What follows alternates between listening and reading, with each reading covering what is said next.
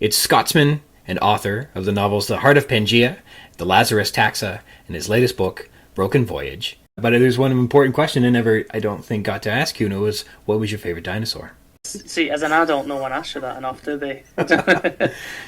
My go-to answer is always Carnotaurus. All right. Lanky, fast dinosaur with a silly little bulldog face. I love it. I know that some of its first depictions in popular media would have been in that dinosaur movie Disney put out, and they were chunky. But when I think about them, you're right. They're like this lithe, sort of salamander-esque almost shape to them because they're so lengthy with the no arms. Very popular because they have those prominent horns that give them a distinctive look. It sounds like a lot of people, when they go to make a modern media, it's a popular choice because you can get kind of exaggerated with those horns too.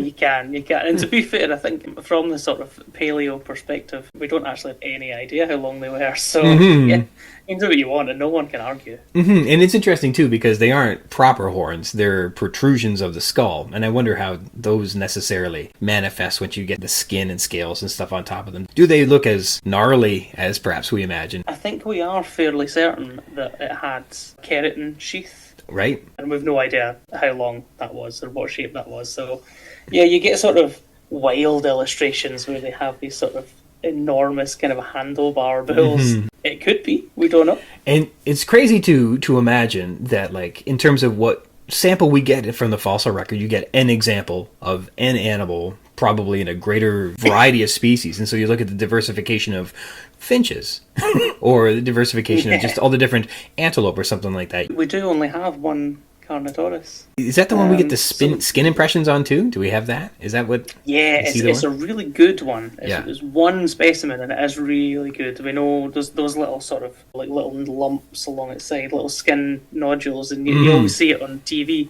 It did have those. It's a really good specimen, but it is only one. And like you say, how representative is any one specimen of a whole population? Yeah, great dinosaur choice, I think.